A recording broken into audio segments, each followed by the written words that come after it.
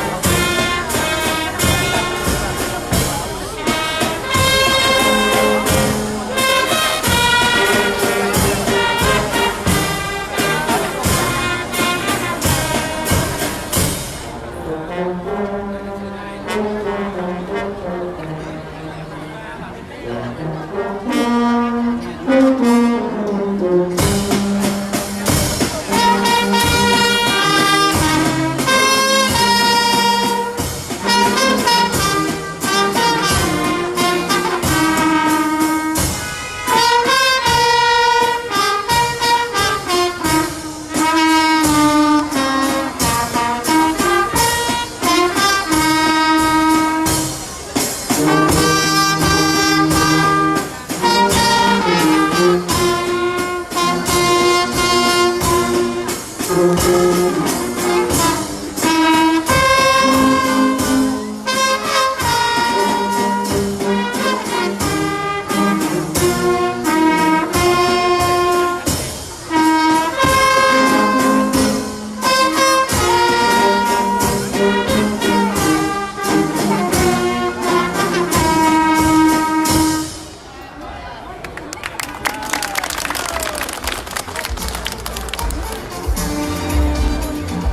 đầu tiên cho phép chúng con xin được thay mặt ban tổ chức và những người thực hiện chương trình xin kính gửi đến cha Quảng Hạt, cha chánh xứ, quý cha, quý tu sĩ cùng với tất cả quý ông bà anh chị em lời chúc mừng Giáng sinh an lành và một năm mới an khang hạnh phúc. Kính thưa tất cả quý cộng đoàn, chúng ta vừa nghe ban kim nhạc của giáo xứ Lào Cai tấu lên những giai điệu liên khúc Giáng sinh, là bởi vì chúng ta vẫn còn dư âm của mùa Giáng sinh, chúng ta vẫn đang sống trong những ngày bát nhật Giáng sinh. Và trước đó, ca sĩ Công Chính đã gửi đến chúng ta ca khúc Cánh thiệp đầu xuân, là bởi vì cũng chỉ 48 tiếng nữa thôi chúng ta cùng chào đón năm mới 2020. Như vậy, niềm vui nối tiếp niềm vui, và cũng nối tiếp niềm vui của Giáng sinh và năm mới ngày hôm nay. Tại giáo xứ Lào Cai, giáo hạt Lào Cai tổ chức đêm giao lưu thánh ca giữa các ca đoàn trong các giáo xứ giáo họ thuộc địa bàn giáo hạt Lào Cai. Đó là một niềm vui bởi vì không chỉ tạo sân chơi rất là tốt lành cho các ca đoàn, mà còn là dịp để các ca đoàn giao lưu học hỏi lẫn nhau. Đến tham dự với chúng ta trong chương trình hôm nay, chúng con rất là vui mừng chào đón những vị khách quý.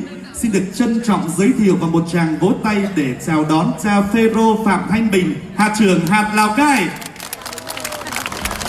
Chúng con hân hoan chào đón sự hiện diện của cha Du Sen Nguyễn Văn Thành, chánh xứ Lào Cai.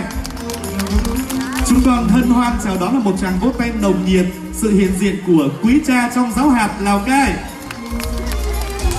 sự hiện diện của quý tu sĩ, và đặc biệt là sự hiện diện của các ca đoàn trong giáo hạt Lào Cai. Xin một tràng vỗ tay chào đón tất cả các ca đoàn. Và giờ đây, để hiểu rõ hơn ý nghĩa của đêm giao lưu này, chúng con trân trọng giới thiệu và kính mời lên lễ đài cha Anton Lê Văn Thi thay mặt cho ban thánh nhạc của giáo hạt sẽ có lời phát biểu khai mạc. Trân trọng giới thiệu và kính mời cha.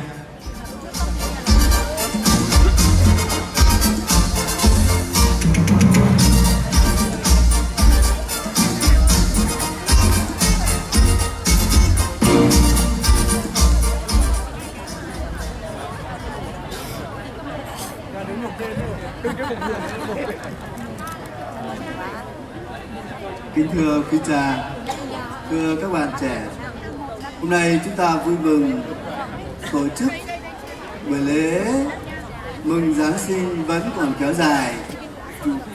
Buổi lễ hôm nay còn kéo dài cho đến tới ngày mai và tới ngày mốt và còn mãi mãi, vì Chúa Giêsu sống lại và ở lại với chúng ta.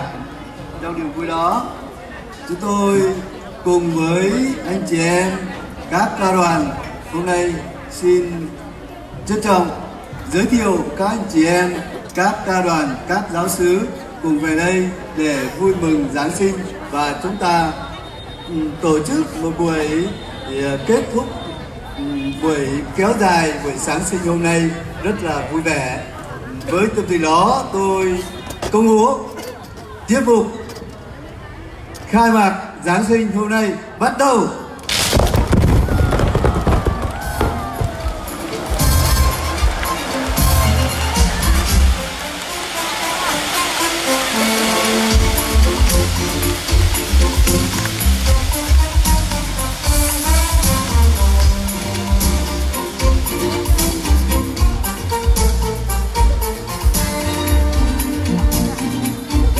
Thưa quý cộng đoàn, chúng ta nhìn thấy hôm nay không khí tại khuôn viên của giáo họ Cốc Lếu rất là nhộn nhịp, vui tươi, và rất nhiều ca đoàn đến đây.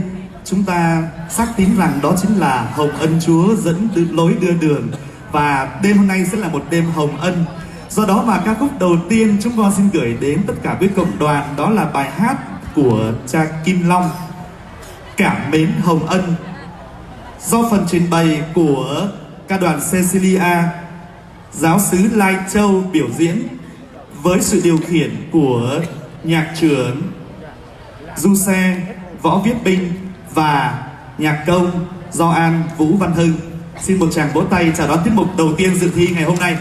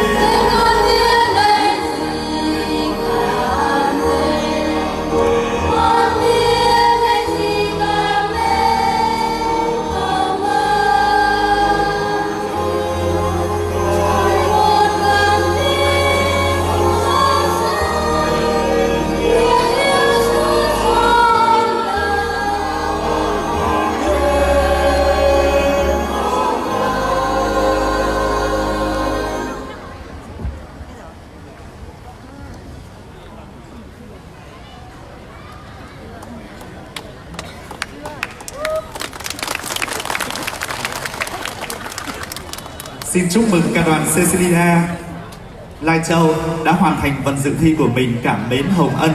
Và niềm vui của chúng ta không chỉ dừng lại ở niềm vui của các bài hát mà là niềm vui trong tâm hồn. Bởi vì tất cả chúng ta đều được Chúa ban cho rất là nhiều ơn lành. Và ngày hôm nay các ca viên đến từ những nơi rất xa xôi để về đây cùng dâng lời tạ ơn Thiên Chúa với ca khúc Cảm Mến Ân Tình mà ca đoàn Hàm Rồng Bảo Yên thể hiện sau đây, một sáng tác của Phùng Minh Mẫn, sẽ giúp chúng ta một lần nữa nhìn về hồng ân mà Chúa dành cho tất cả mỗi người trong cuộc đời của mình, đặc biệt là trong mùa Giáng sinh vừa qua.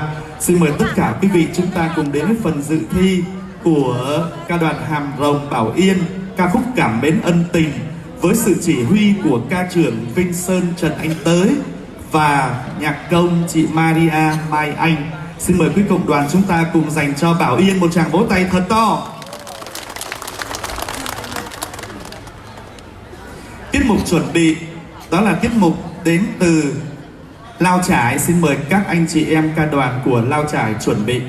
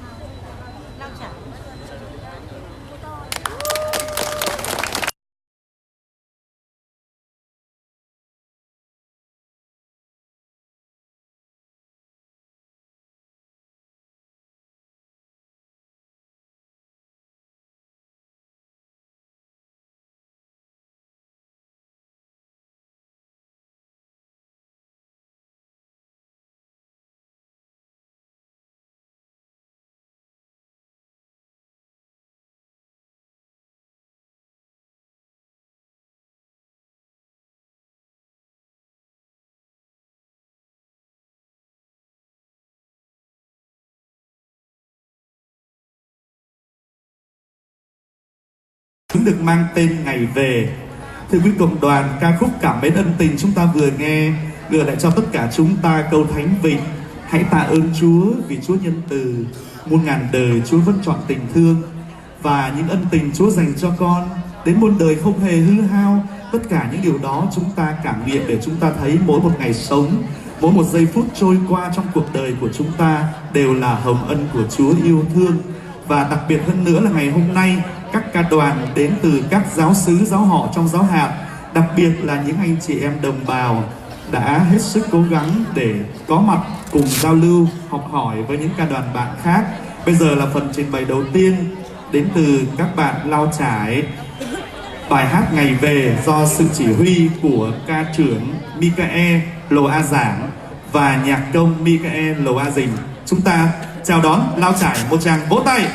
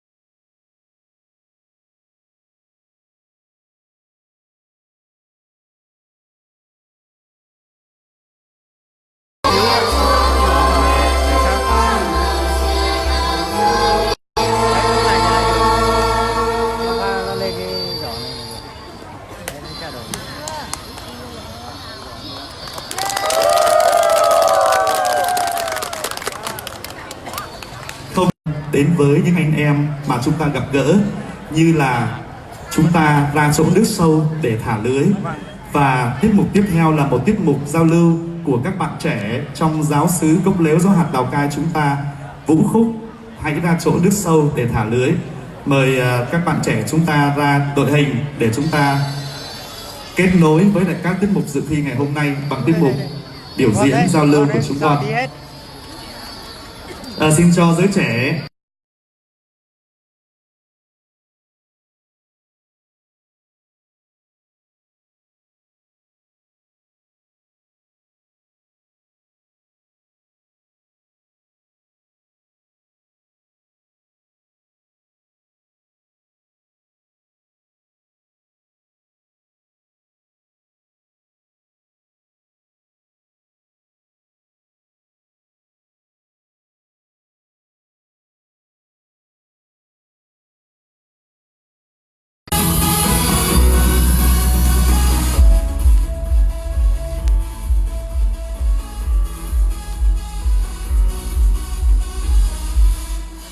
nào bạn ơi cùng Chúa ra biển khơi, vượt xa ngàn hiểm nguy chẳng ngại chi.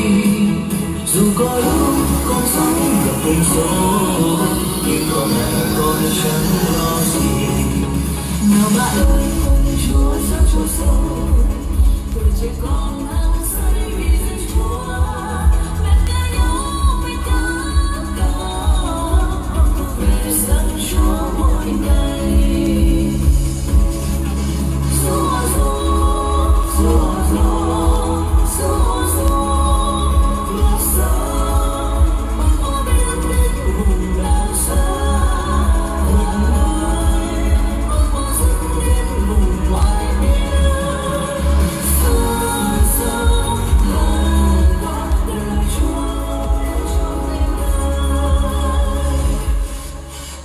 Trên gian phủ sóng con lên, đường một ngày trông lại nhiều cao mây. Nào ta đến cùng với Giêsu, chỉ còn Ngài xua tan bóng mây mờ. Và để Chúa Ngài đứng trên trời cao, Ngài nhìn nào từng bước đường con đi. Hãy đi đến với muôn dân, vâng lời Ngài con nói cho mọi người.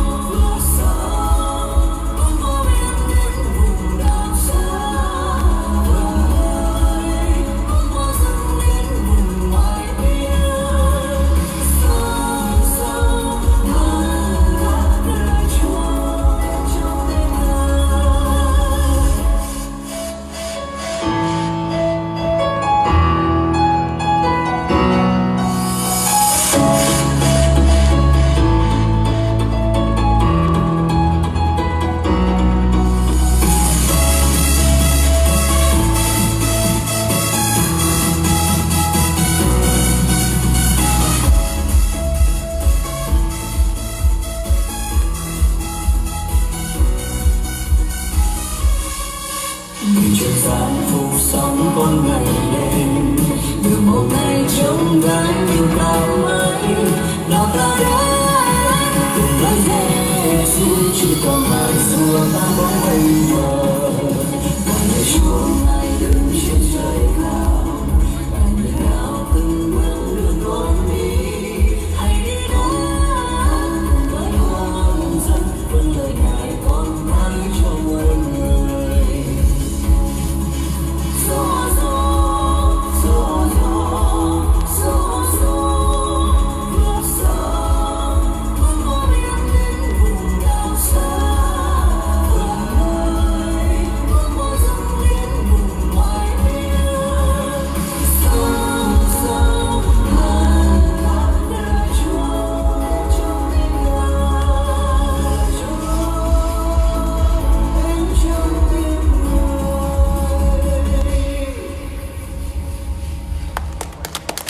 Cảm ơn giới trẻ chúng ta rất là nhiều.